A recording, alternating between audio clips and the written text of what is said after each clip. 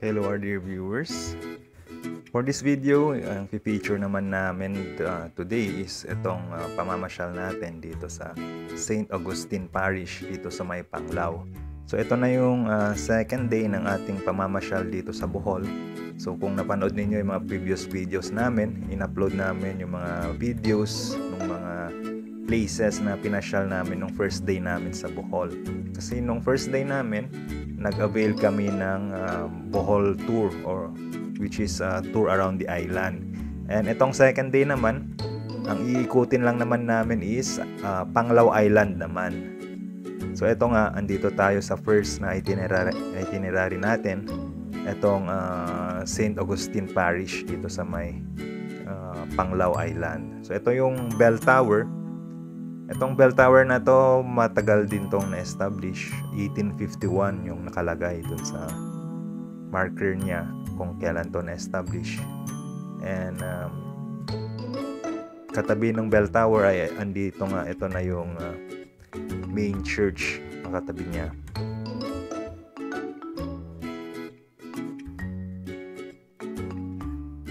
So very interesting din yung loob ng church na to. Makikita nyo mamaya. Papasyal ko kayo dito sa loob ng church and even dun sa mga places na nakapaligid. So kung mapapansin niyo, medyo malayo yung bell tower na una nating sinilip kanina.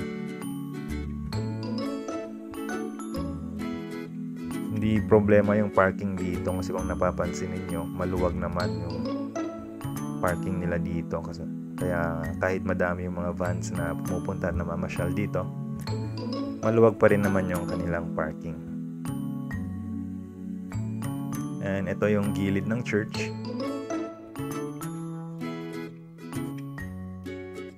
Pansin-pansin din na medyo bago nga yung so I'm guessing na na-rehabilitate itong church na ito.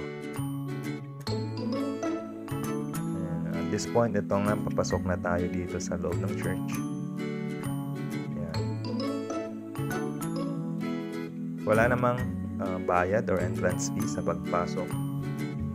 But of course, merong mga donation box dyan na pwede naman kayong maghulog na inyong mga donation. Ayan, so ganito yung setup na ito yung space para sa choir.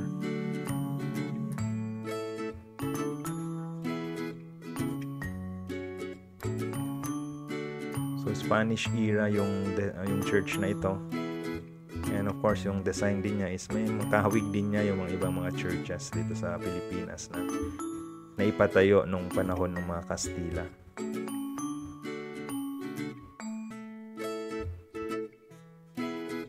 Luckily, walang event, walang wedding nung pagpasok natin dito. Kaya naman, pwede kang lumapit dito sa altar.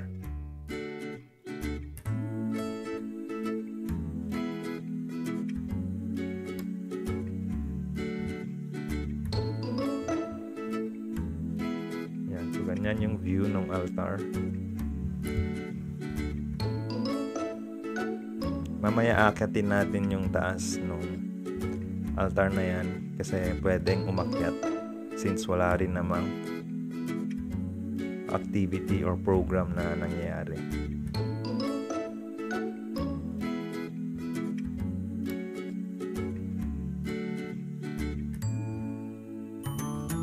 And ito naman sa kabilang side.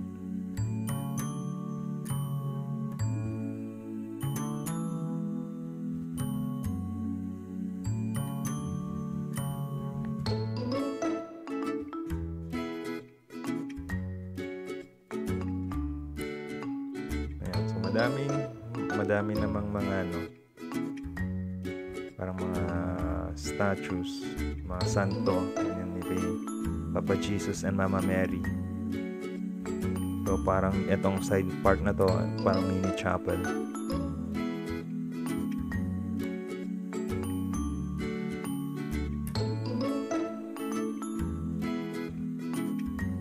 Ito yung isa sa mga maganda na dinala ng mga Spanish or mga Spaniards nung sinakop nila tayo.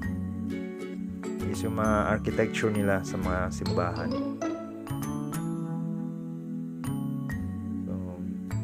very engrande yung klase ng architecture nila. Imagine this church was built in 1850s.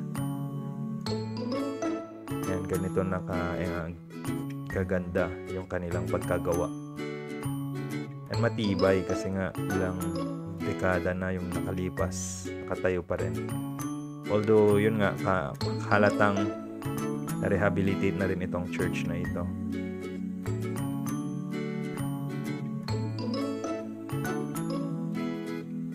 I'm not sure kung ilang seater yung capacity ng church, pero mukha namang malaki.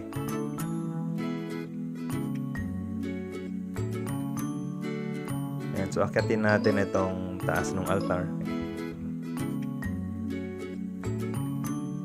Ayan yung mga kasama, si wifey. And there. So akyat muna kami para magpa-picture. Picture taking lang.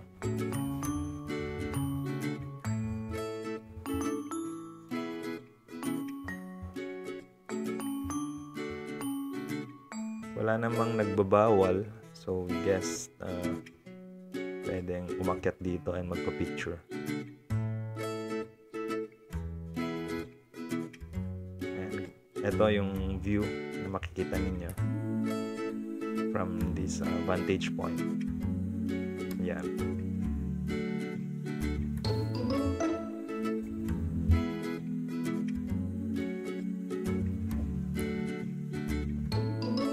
There.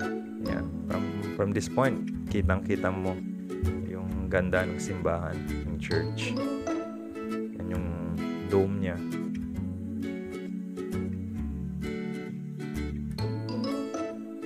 And even yung mga painting dyan sa ceiling, maganda yung pagkagawa.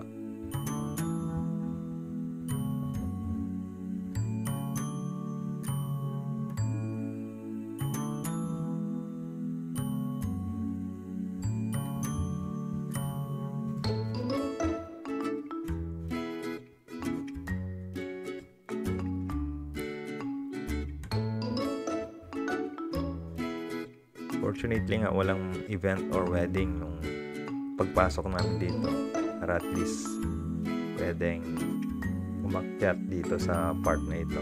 Ayan yan, after magpa-picture, baba naman tayo and explore lang din natin yung ibang part ng church.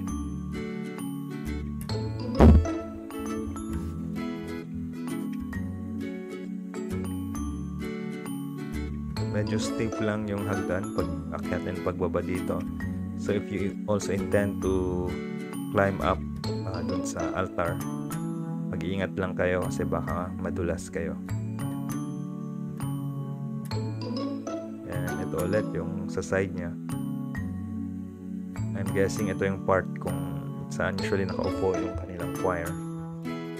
And ayan, may madami ding mga vloggers or mga photographers na nakasabay namin. So kumukuha din sila ng mga photos nila. Pero on our part, ito, puntahan lang natin yung likod para makita din natin. So imagine if these paintings were done in 1850s and ganyan nakaka-elaborate yung kanilang paggawa. It speaks volume kung gaano kagaling yung craftsmanship nila ng mga panahon na iyon. Dito sa part na ito, merong mezzanine. Yan, akitin natin yan para may pakita ko sa inyo kung ano yung nasa taas niyan.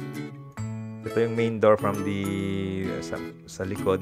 Sarado siya nung time na iyan. So sa side ka lang makakapasok. And here we go. Akitin lang natin itong side na ito and check out natin kung ano yung meron sa taas.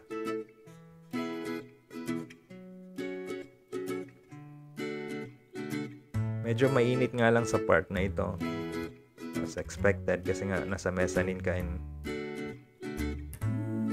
hindi siya naka-aircon, so electric fan lang. So expect na medyo mainit yung part na ito.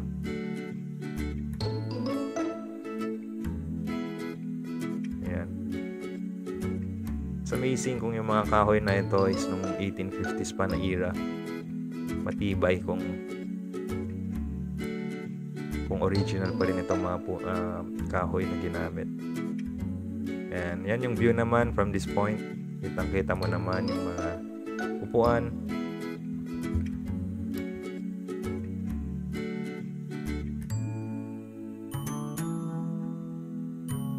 Yan, ganyan naman yung paintings dyan sa ceiling niya.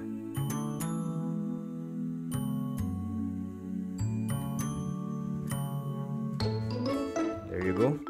Baba naman tayo and check out naman natin yung labas ng church na ito.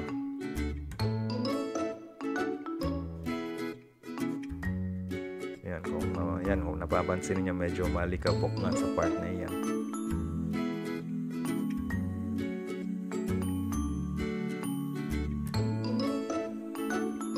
Nung panahon yata ng mga Kastila, usually yung ginagamit nilang pagkonstruct mga churches, mga limestone.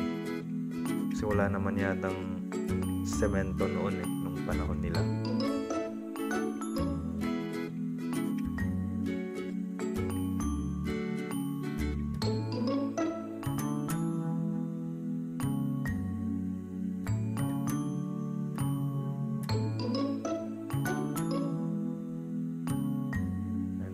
Yan, parang may mga napapansin kayo, may mga LED TV dun sa gilid.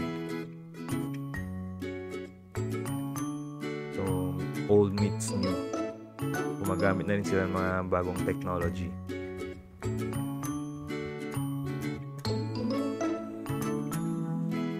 Yan, kalabas ulit tayo kung saan tayo pumasok kanina. And check out lang natin kung ano yung mga makikita natin sa gilid ng church na ito.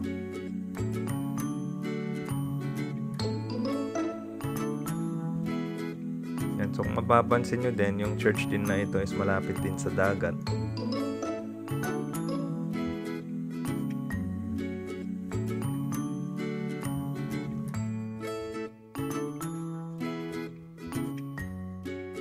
Kasi ganoon naman usually yung pag-establish ng mga tao, ng mga settlement nila. Usually kung saan yung water source like rivers and yung dagat, doon sila nagpapatayo ng mga settlement or mga bahay.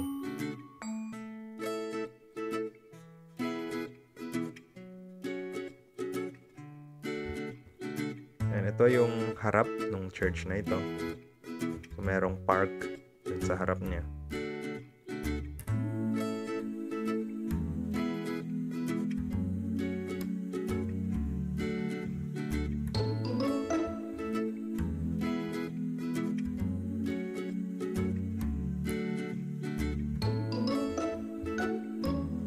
So, merong mini park, so pwede ka rin tumambay dito. Pero sa oras kasi na ito, this is morning, mga around 10 AM. So, medyo tirik na rin yung araw and medyo mainit.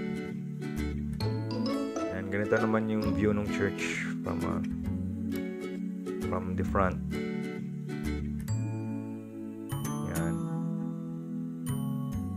Maganda din yung church na ito from the outside. And dagdag mo pa na may historical significance din ito. So kung dito ka magpapakasal, okay din siya na venue kasi at least meron siyang historical significance. Yan, mapa ng Paul, and ito yung marker niya.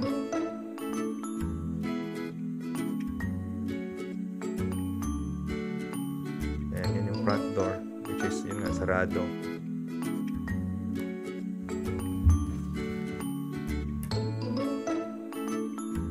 Yan, simbahan ng San Agustin.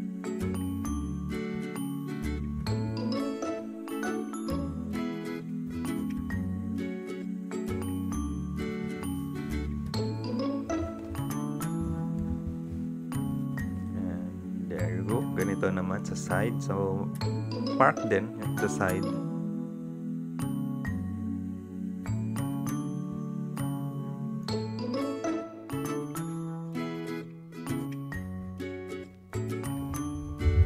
Maliwalas yung sa labas ng church na ito. Very tahimik at this point kasi nga walang masyadong tao.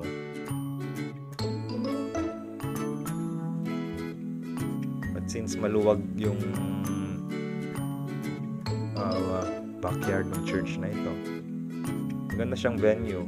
For example, during Christmas, simbang gabi, kung madaming tao, at least hindi magsisiksikan yung mga tao.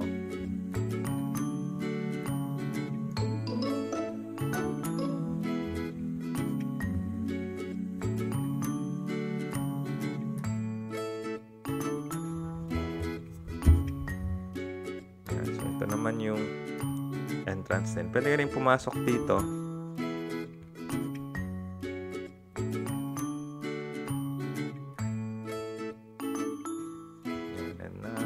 Ito yung na-check out din natin to kanina, pinanggalingan natin.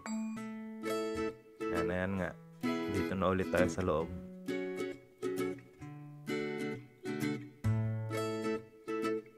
And hanapin ko lang yung mga kasama ko. And there you go. Yan yung loob at labas ng San Agustin Church. If mag-avail kayo nung Panglao Island Tour, ito yung isa sa mga sinasuggest na daanan na bibisitahin. And I suggest puntahan nyo din, lalo na kung mahilig naman kayo sa mga churches, kasi isa ito sa mga matatandang simbahan dito sa Pilipinas. And it's a good place din na bisitahin. And of course, since nasa simbahan na kayo, you can always offer a prayer para magpasalamat for whatever blessings na na-receive ninyo. And ito na nga yung wife ko and mga kaibigan namin. Nag-offer sila dito ng kandila to say a prayer.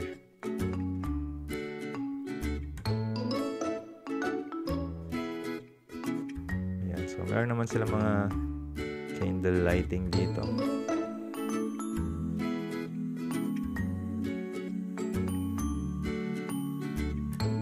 Ayan. So, thank you again for watching this video. So, kung di pa kayo nakasubscribe dito sa ating channel, please subscribe para updated kayo lagi every time na meron kaming bagong i-upload. And abangan nyo din yung susunod naming i-upload. So, hit nyo lang yung notification bell para sure na ma-notify kayo. And again, thank you for watching.